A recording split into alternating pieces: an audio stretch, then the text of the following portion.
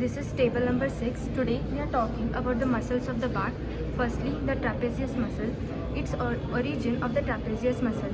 It originates from the external occipital protuberance and as well as the superior nodular lines, ligament notch, C7 spine and the spinal nerves of T1 and T7 and superior corresponding supraspinous ligaments. Insertion of the trapezius muscle. Posterior, lateral 1/3 of the clavicle, medial part of the acromion process and upper lip of the spine of scapula. Now talking about the nerve supply of trapezius, it is supplied by spinal part of 9th cranial nerve from C3 to C4 roots. Actions of the trapezius muscle. Upper fibers are known for the elevation of scapula, the middle fibers for the retraction of scapula and the lower fibers for abduction of the arm. Now talking about the deltoid muscle. Origin. Anterior fibers are from anterior border of the lateral 1/3 of the clavicle. The middle fibers are from the acromion process and the posterior fibers are lower lip of the spine of scapula. Insertion of the deltoid muscle is deltoid tuberosity of the humerus. Nerve supply of the deltoid muscle. It is supplied by axillary nerve.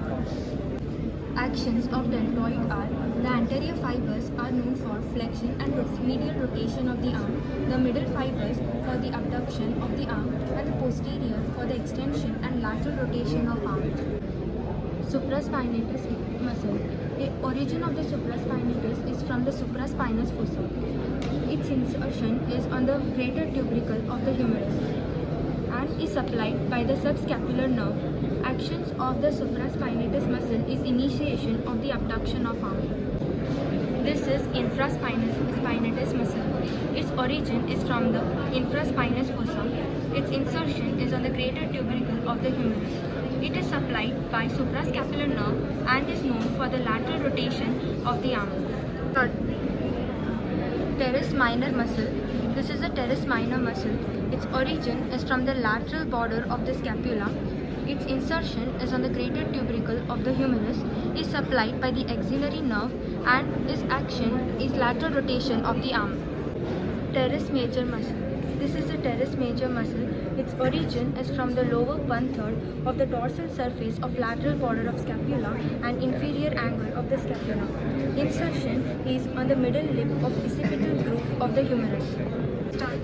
Nerve supply of teres major is lower subscapular nerve C5 and C6 roots and actions are medial rotation, abductor and extensor of the arm. Reflecting the trapezius muscle in order to show the sublying muscles, that is levator scapulae, rhomboides minor and rhomboides major. Talking about the levator scapulae, its origin is from the transverse process of C1 to C4 vertebrae. Its insertion is on the medial border of the scapulae up to the root of the spine and is supplied by the dorsal scapular nerve of branches of C3 and C4 fibers and has action of elevation of scapulae. Here is the rhomboides minor muscle. Its origin is from knuckle ligament and the spine of C7 to T1.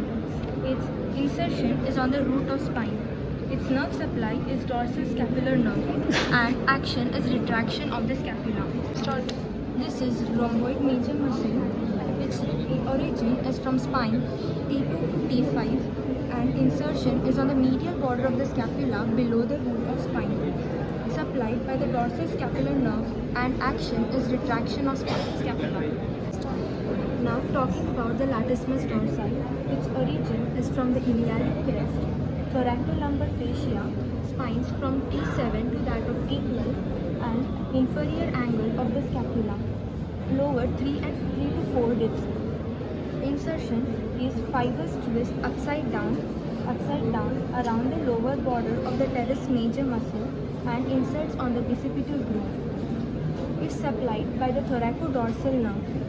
Its action are helps in swimming, rowing, clamping, pulling, abduction, extension, medial rotation of the arm and violent expiration.